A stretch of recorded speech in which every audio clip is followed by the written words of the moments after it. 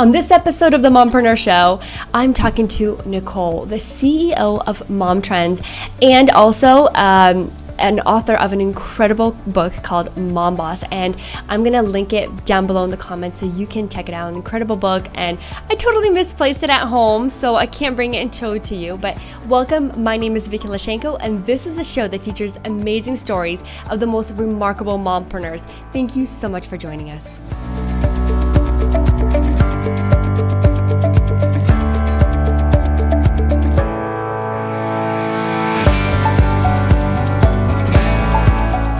Hey Nicole, welcome to the show.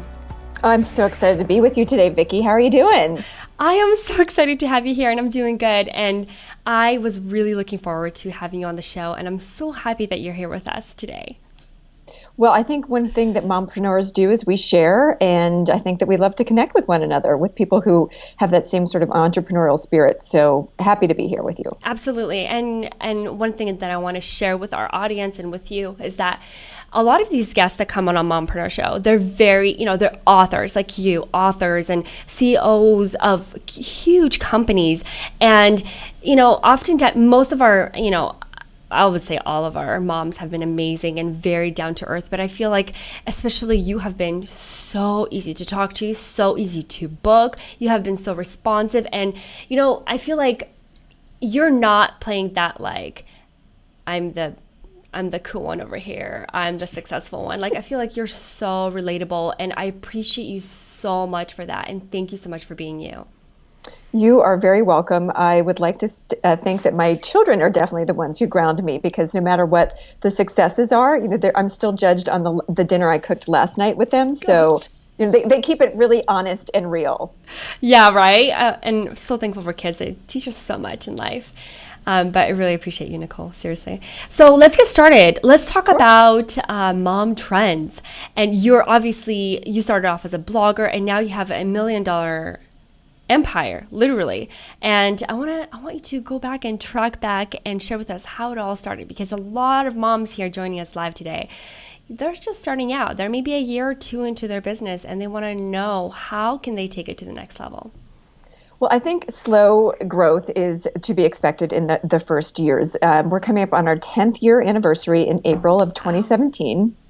So, it was not, the business was not built in a year. It launched very small, and I was freelancing for other people when it began back in 2007. So I had sort of put my flagpole in the ground about the brand that I wanted to have, and it was always meant to be a resource for other moms who had like-minded interests. So with people who wanted to talk about fashion and beauty and style, and they wanted to do it in a very relatable way. I didn't, why I started the business, because I didn't see anything out there that spoke to me as a mom in the way that I wanted to live my life post kids. And I think that's where all great businesses come from, is there was a hole in the marketplace. You saw something that you needed, exactly, and then you go for it. But it was a very, I did for 2 years, I was working for other people as well as myself. And then for 2 years, we were really in developing the brand message. So there were 4 years we were really formulating what Mom Trends was all going to be about and how it was going to work. So the first 2 years, most of my money, almost all of my money was made from my freelance work, not from Mom Trends. And then there were 2 years where I think we just kind of broke even. And then the years since then have been the incremental growth years. But I think giving yourself the space and the financial freedom to not expect it to happen in a year is a very realistic goal. And I certainly talk about that in the Mom Boss book, feeling what it was like to live with less. We made a lot of financial decisions when I left Ralph Lauren and decided to start my own company that were about, how is this going to look? Where can we cut back? I work from home we've only had offices for the past year and a half. So, working from home is a great way to cut back. But we really, after 4 years, we really found that the niche was, for our community, was really speaking to moms about pretty positive, social, inspiring things. You're never going to see an ugly picture or a Pinterest fail on Mom Trends. It's not meant to make you crazy with striving for some perfection, but it is meant to inspire you to try something new, maybe do something just for you when it comes to beauty or fashion, And we found a great supportive community of women who all want to feel that same thing. And once we had found and solidified that community, then we grew the business in some different areas. So we added an event portion of our business, and about a third of what we do is sponsored events for brands. So we will help. Pom Wonderful is a great client. They make the pomegranates, all different types of pomegranates. Yes. But we help companies like that launch to other digital influencers. So we host events for them. And then in the past 2 years, we've really focused on helping brands target and reach the blogging community effectively. So it's consulting in a way. So we really have three things that we do with the consulting branch, the event branch, and then all of the Mom Trends content we have. And I think by layering things on as the company has grown, making sure we do one thing well before we add the next has been one of the keys to our growth. That is so powerful, really taking one step at a time. And I want to go back all the way back, and I usually go back into, what you started saying in the beginning and just pick at the parts that are, interesting to me and obviously probably interesting to the mompreneurs watching us live. One of the things that you mentioned is that you did not make money for a year or two. Yeah. And how do you explain this to people that ask? And, even with the Mompreneur Show, and I'm being, ladies who are watching us live, it's very transparent, there are no sponsors on the show. There's the show is not making money, but my freelance work and my coaching work makes money, which is the key and exactly what you did, Nicole. Now, how do you tell others, actually, I'm not the show or the website is not making any money? How do you cope with that?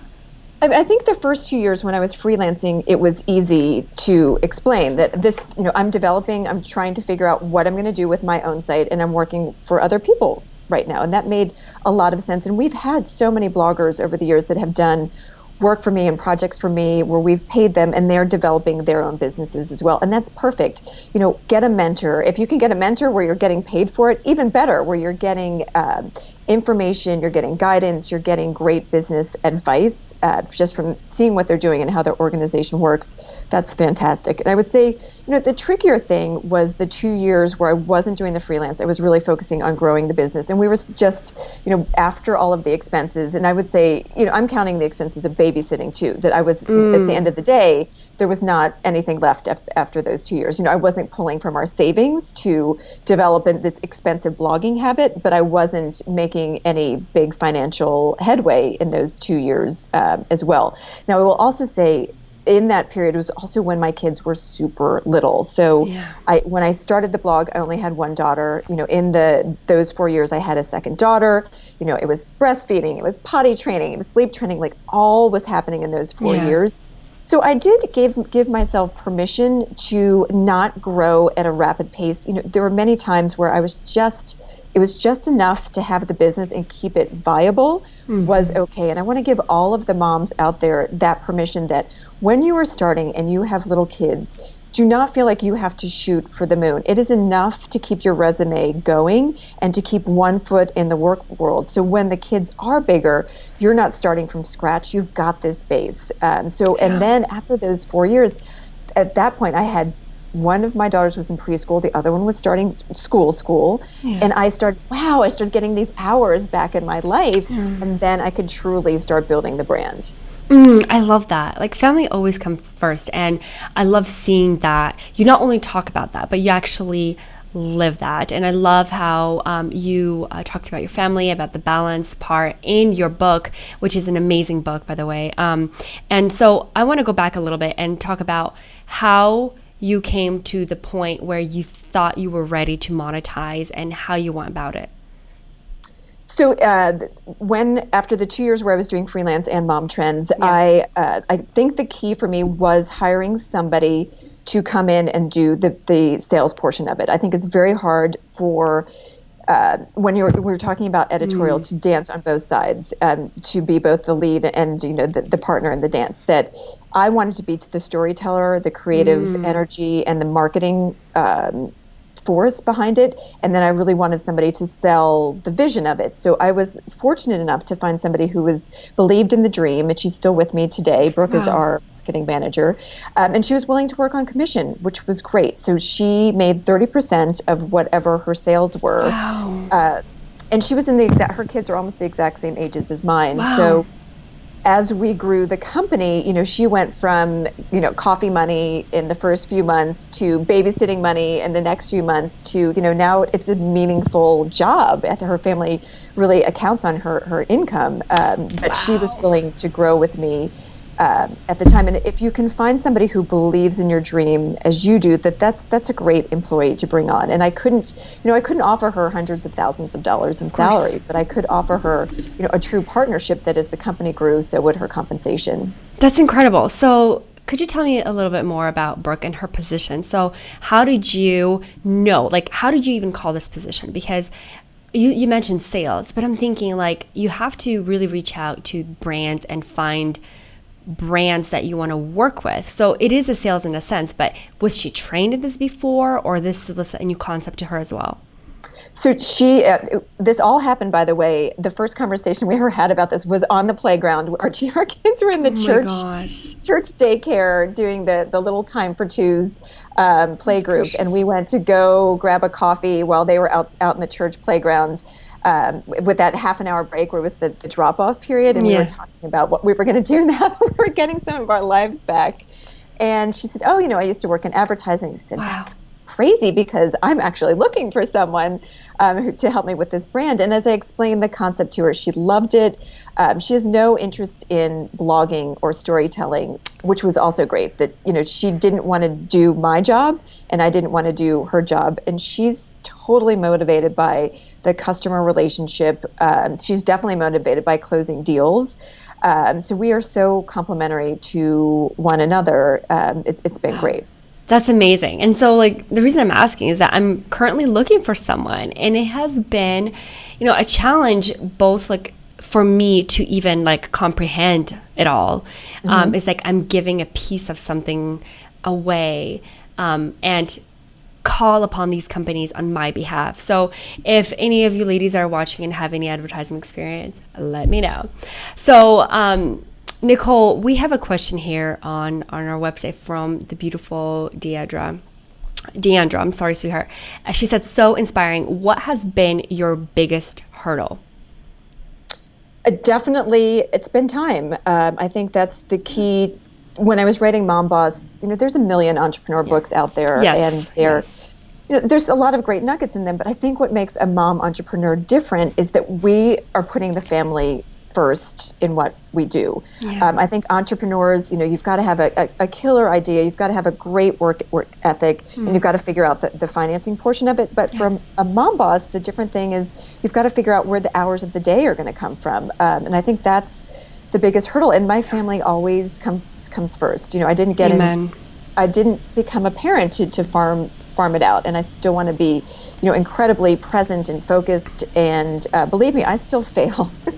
My parenting fails all the time, but I think that is the biggest hurdle. And I think men they've come a long way. Parenting has changed so much. Dads are so much more involved, but I still think that burning guilt on moms that they're not spending enough time with their families or they're not focused on the right thing is a unique hurdle for women. So how did you overcome it, or how do you overcome it?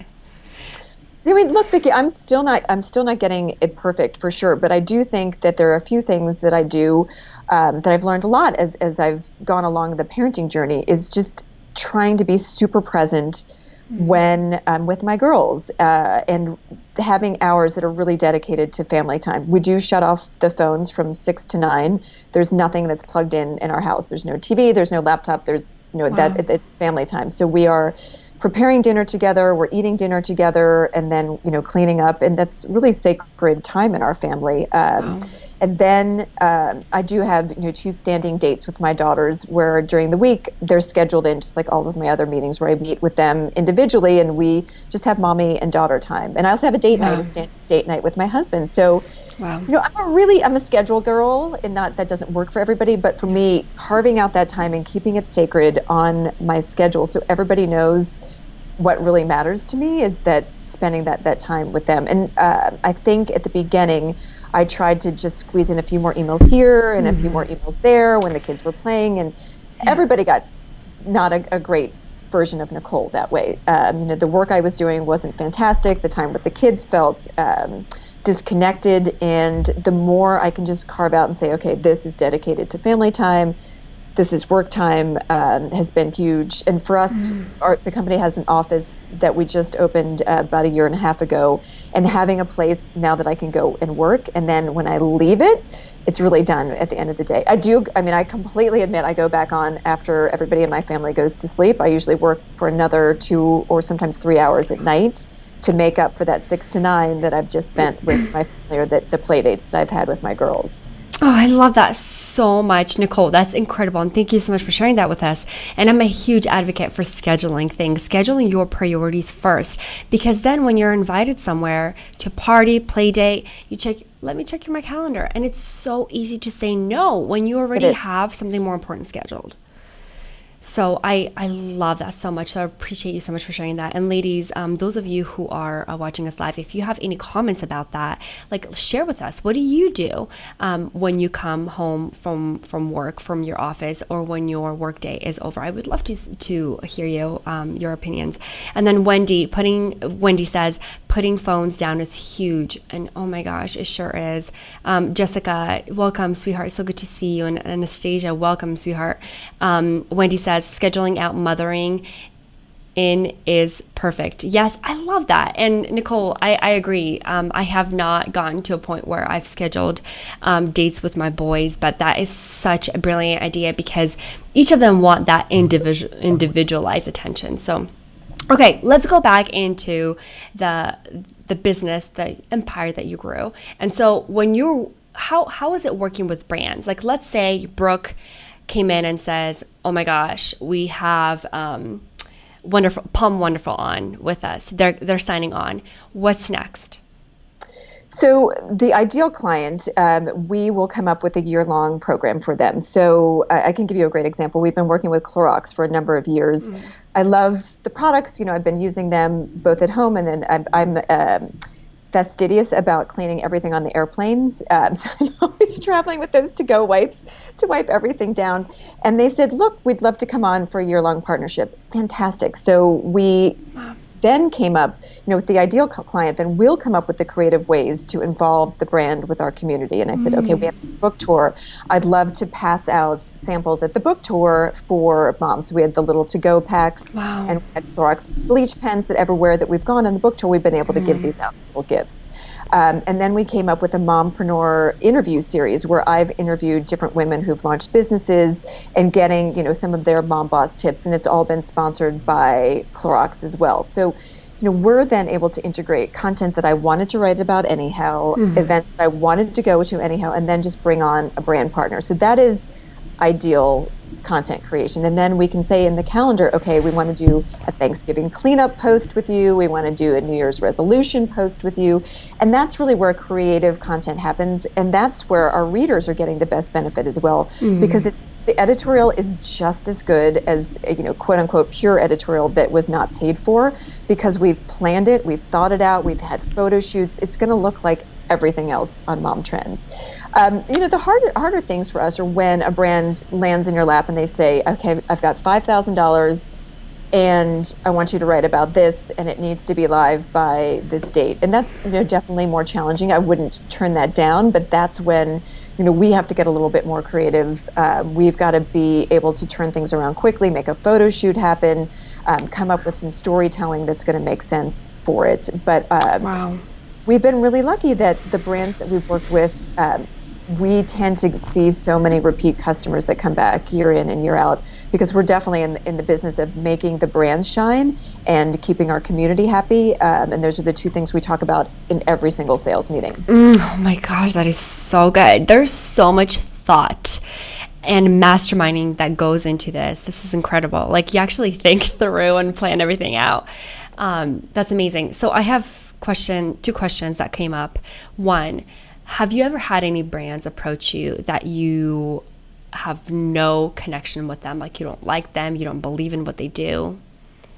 Yes. So we don't write about a few things on Mom Trends. We don't write about soda.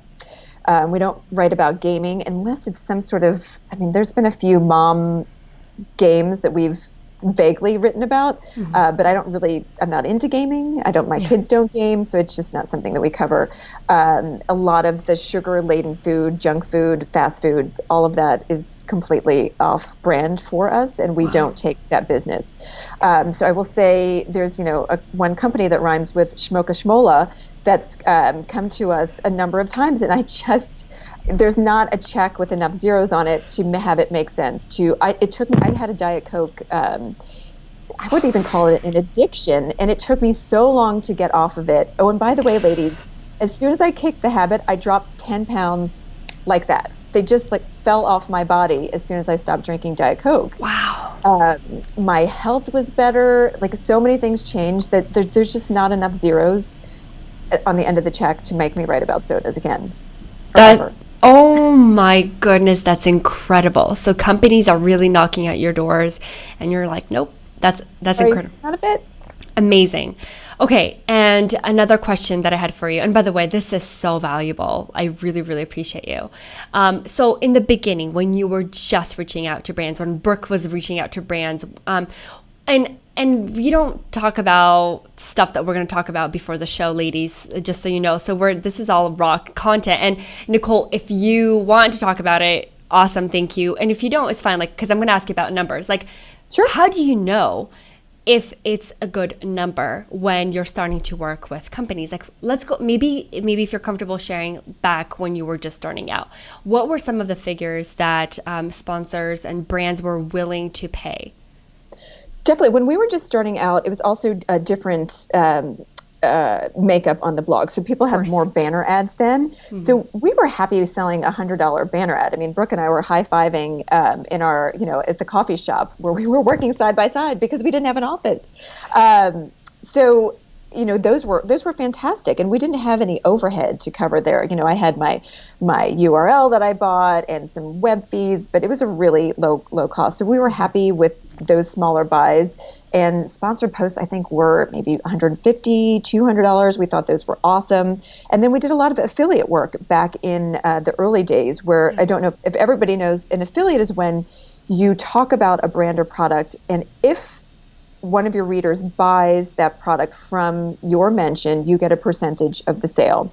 So we would put a lot of affiliate links in, and then we could show brands how we were showcasing sponsored content, and we could write something where we weren't paid for.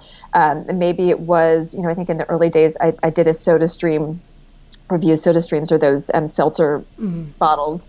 And we did a YouTube video of SodaStream, and we had 3,000 people watch the video in the first few months of the video. And then we reached out to SodaStream. We said, well, obviously your consumer is our consumer.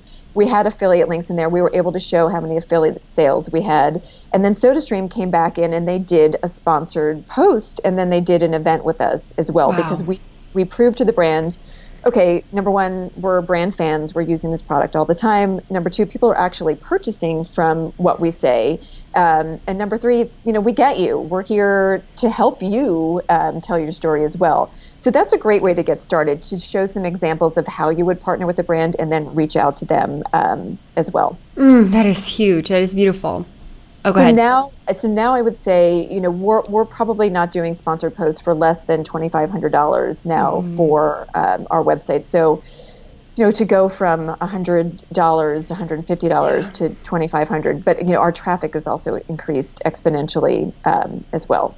So, when you grew the audience for 2 years, you gave them everything, and you gave them this beautiful, inspiring content, making people feel good and encouraged, inspired, beautiful, and then you're introducing brands. How did that go? And I understand that you're very careful in how you represent them and how you kind of engage the brand into what you're already writing. But how did that go with the audience? How did they perceive that?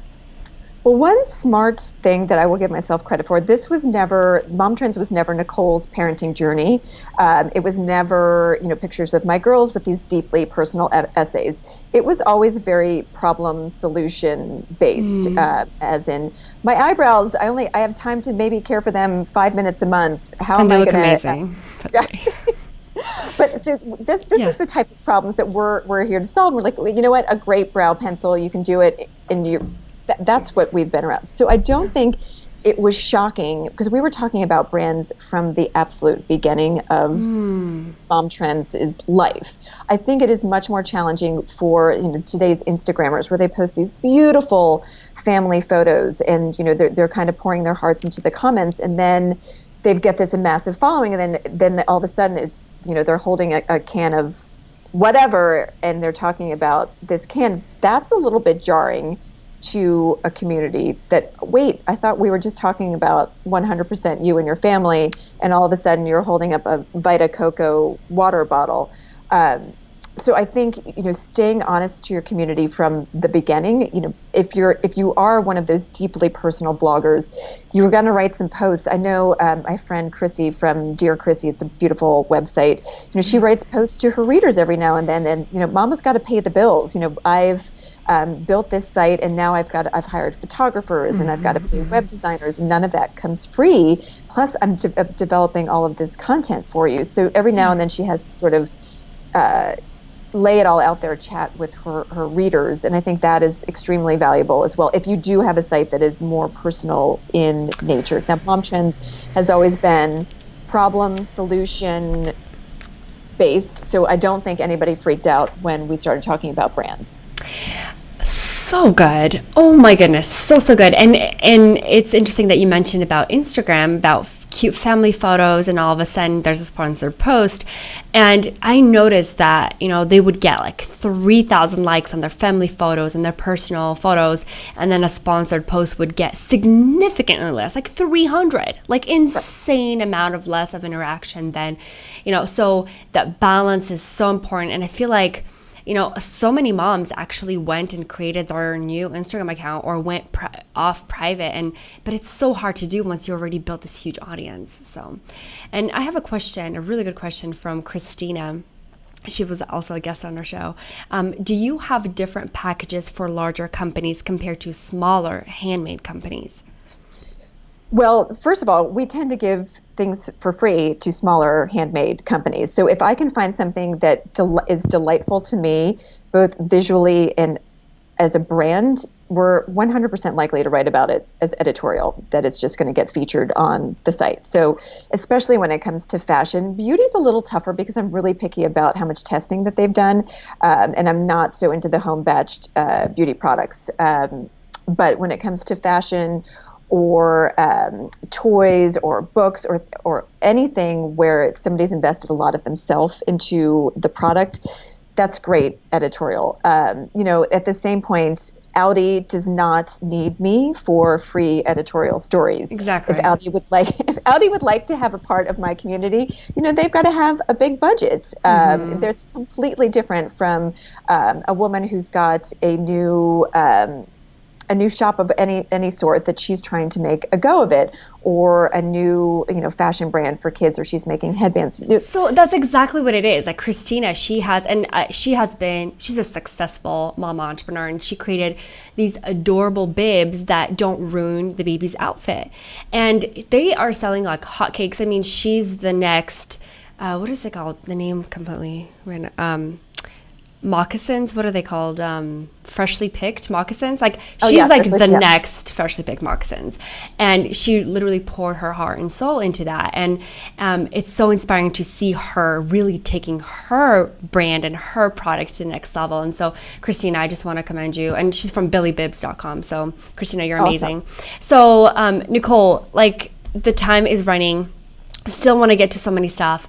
I thank you so much for sharing all this goodness, because in a business sense, this is so important for mama entrepreneurs, especially those of you who are blogging. And so if we track back a little bit, building an audience is absolutely huge. And like Nicole already did, start talking about brands that you already love and use already before you approach them. So, and I love that, Nicole, you used affiliate links to prove to them that, hey, my audience loves your stuff, and I already brought you business before we're already working together. And I love that. I'm sure that Brooke used that into getting a ton of brands working with you. So that's brilliant.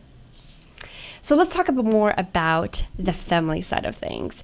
Sure. You're obviously you have a beautiful family, like your hubby, your two children, and you guys travel together and you guys do stuff together, and the way you balance your life is incredible. Can you share us maybe some tips with moms who are working from home, like how, when your babies were little, when did you find the time to work between nursing and potty training?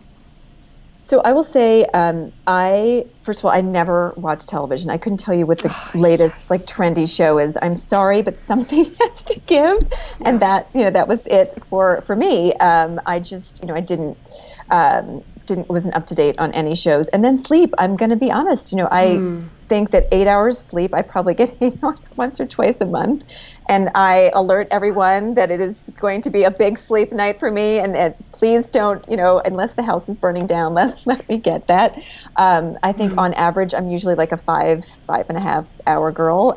So that's, realistically, something has to give if you are trying to have this life that is rich with family and work as well. And I will also say I'm so terribly fortunate to work with women who I adore spending time with. And I think that's the key, is that work feels like play a lot of times for me. So when I am putting in long hours, number one, I'm creating a brand that I'm incredibly proud of. I think it's a positive, inspiring place to be. And I'm working with women who I really enjoy spending time with. So it's not a chore. It doesn't feel detractive to the rest of my life. I don't feel depleted. A lot of times, spending time on my business just energizes me to be a better mom and a better wife. And I would say checking in with yourself, is your business or brand doing that for you? Look, it's not going to do it every day, but if there are stretches of 6 months, even 6 weeks, where you are feeling just that you are making too many deposits into the company, both financially and physically and emotionally, and not getting those returns, you probably need to pivot. That's so good. That's so good. And I completely agree. Pivoting is so important. And, sometimes you start with one thing and you move on to the next, and that's completely fine. And I've done that so many times in my entrepreneurial journey as well. And so, okay, so let's talk about sleep for a little bit. Let's talk about sleep. I would love to. So I know, I was waking up this morning and I was like, oh my gosh, I wish I could just sleep in today. So you know how there's like books written about sleep and how important sleep is, and how, especially for women, the hormones is so important. And, but so how do you balance it out? You don't get the sleep, and your body is probably okay with it, but how do you balance the health aspect of your body out? Like, do you take vitamins? Do you like exercise? Like, can you tell us a little bit about that? So I will say there's a number of things that I do. Number one, I really limit the amount of sugar that enters my system. So I definitely noticed that when I started at the holiday time, if I start having a lot of sugary stuff, I will 100% get a cold, like clockwork. Wow. So I'm very careful about the amount of sugar. I definitely hydrate. I'm a crazy hydrator.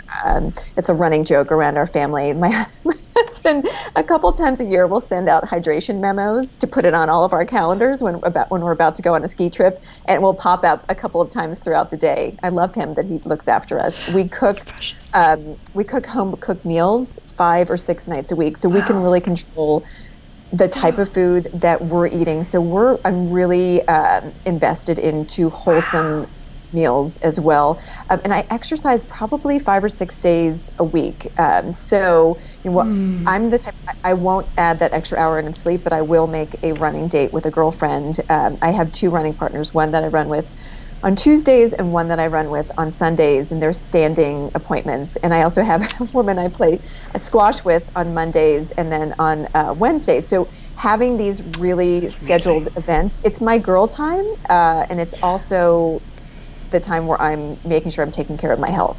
Wow. So, I know, and I know it sounds like a lot, but there's so many things I can't do. Like, I never bake. Whenever I get invited to do anything from school, my rules are, number one, are my kids going to see me involved in this activity? And is it something that I could just write a check to solve easier? So when I get hit up for the bake sale or volunteering on different stuff, I'll just say, you know what, I'm happy to write you a check for XYZ. But the one thing I do every year is I do volunteer for the book sale at my kids' school, because I can take my daughters through it.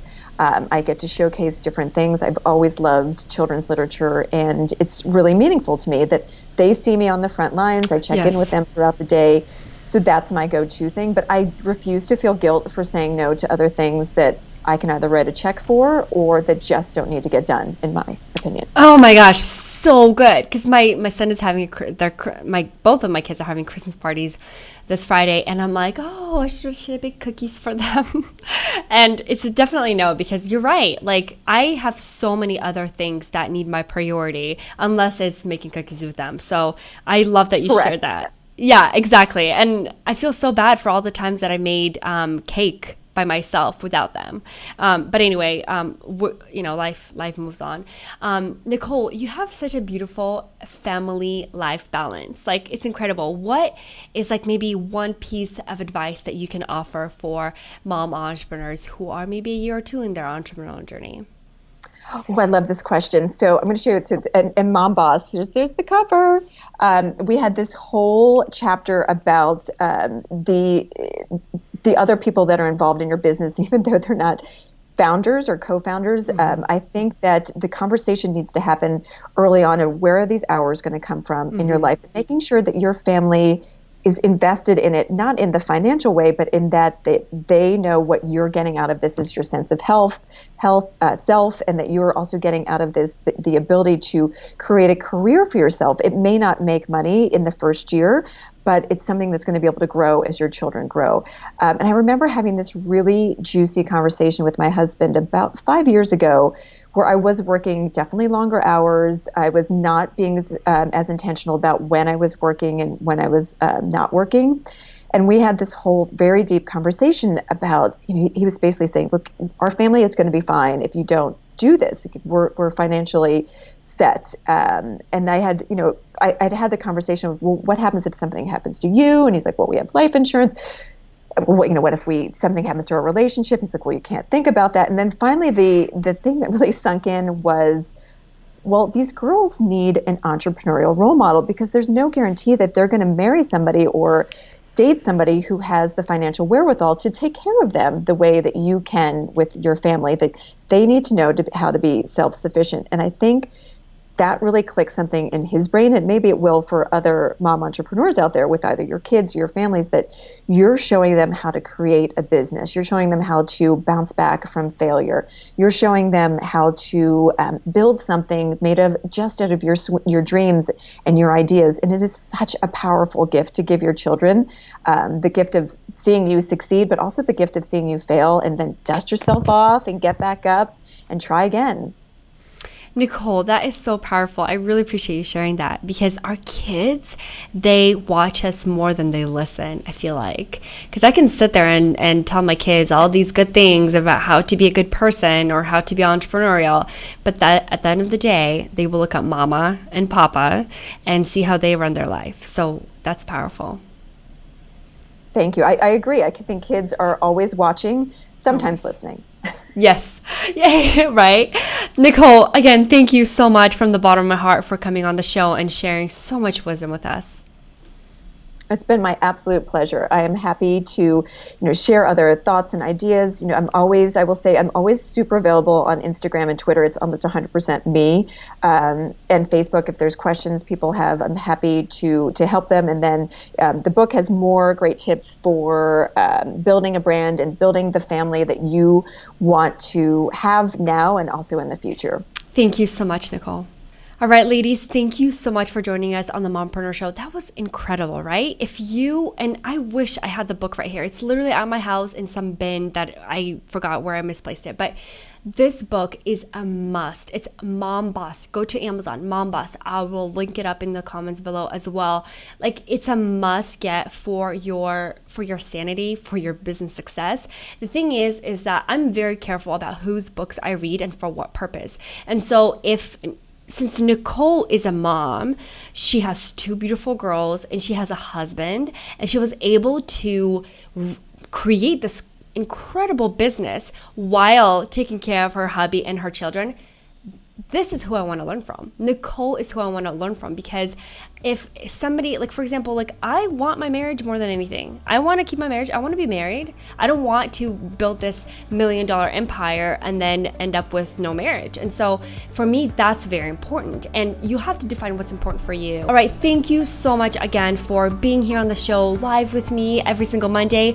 I'm so sad that today's the last Monday of the year that we're doing the show, but I cannot wait to get back into the game January 2nd. So I hope to see you there.